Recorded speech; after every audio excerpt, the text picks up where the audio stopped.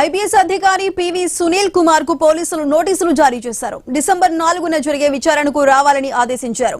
రఘురామకృష్ణంరాజును CID కస్టడీలో హింసించారని సునీల్ కుమార్ ఆరోపణలు ఎదుర్కొంటున్నారు. ఈ కేసులో A1 గా ఉన్నారు. సునీల్ కుమార్ ను విజయనగరం ఎస్పీ దామోదర్ విచారించనున్నారు.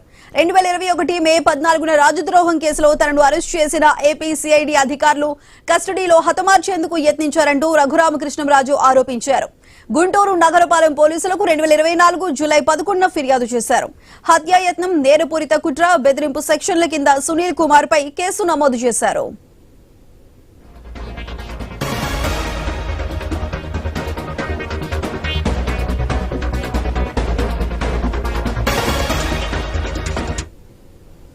ఐపీఎస్ అధికారి పివి సునీల్ కుమార్ కు పోలీసులు నోటీసులు జారీ చేశారు. డిసెంబర్ 4న జరిగే విచారణకు రావాలని ఆదేశించారు. రఘురామకృష్ణంరాజును సిఐడి కస్టడీలో హింసించారని సునీల్ కుమార్ ఆరోపణలు ఎదుర్కొంటున్నారు. అయితే ఈ కేసులో A1 గా ఉన్నారు సునీల్ కుమార్. దీనికి సంబంధించి పూర్తి సమాచారం మా ప్రతినిధి కాంతి అందిస్తారు. కాంతి, చెప్పండి, A1 గా ఉన్న సునీల్ కుమార్ ని డిసెంబర్ 4వ తేదీన విచారణకు రమ్మంటున్నారు. మరి దీనికి సంబంధించి పూర్తి అప్డేట్స్ ఏంటి? సుధా, గత ప్రభుత్వ హయాంలో ఎంపీగా ఉన్నటువంటి రఘురామకృష్ణంరాజును కస్టోడియల్ టార్చర్ చేశారంటూ కేసు నమోదైంది. అయితే చాలా కాలంగా ఈ కేసులో పురోగతి అనేది కనిపించలేదు. తాజాగా నిన్న కీలక పరిణామం చోటు చేసుకుందని చెప్పుకోవాలి. అప్పుడు సిఐడి చీఫ్ గా పనిచేసినటువంటి ఐపీఎస్ అధికారి సునీల్ కు నోటీసులు అందజేశారు.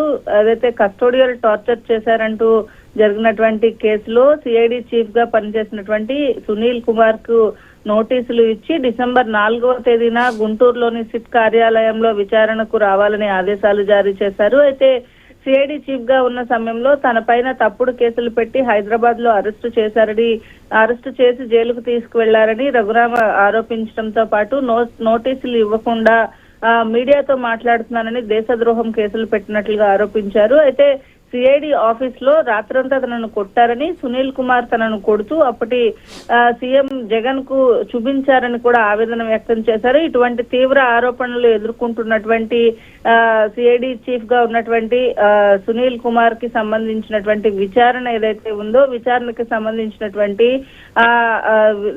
విచారణను డిసెంబర్ 4వ తేదీన రావాలని చెప్పి కూడా ఏదైతే సునీల్ కుమార్ కి నోటీసులు ఇవ్వడం జరిగింది. అయితే ఈ కేసుకి సంబంధించి ప్రత్యేక సిట్ ను నియమించారు. అయితే ఈ ఆరోపణలు, అంటే ప్రభుత్వం మారిన తర్వాత ఈ కేసుకి సంబంధించినటువంటి విచారణ కూడా జరుగుతుంది. అప్పట్లో తను కేసు పెట్టినప్పటికీ కూడా పట్టించుకోలేదు అంటూ కూడా ఏదైతే రఘురామకృష్ణంరాజు ఆరోపించడం జరిగింది. ఈ నేపథ్యంలో ఈ ఫిర్యాదు ఏదైతే ఉందో కూటమి ప్రభుత్వం వచ్చిన తర్వాత వచ్చింది. 2021 మే 14న రఘురామకృష్ణంరాజుని అరెస్టు చేశారు. ఆ తర్వాత ఏదైతే రఘురామకృష్ణంరాజు ఇచ్చినటువంటి ఫిర్యాదు మేరకు A1 గా సునీల్ కుమార్ అప్పటి సిఐడి చీఫ్ గా ఉన్నారు. అలాగే ఇంటెలిజెన్స్ చీఫ్ గా ఉన్నటువంటి PSR ఆంజనేయులను A2 గా, అలాగే A3 గా అప్పటి సీఎం వైఎస్ జగన్మోహన్ రెడ్డిని, అలాగే అప్పటి అదనపు ఎస్పీ విజయ్ పాల్ ను A4 గా పెట్టడం జరిగింది. ఈ నేపథ్యంలో దీనికి సంబంధించి ఈ కేసులో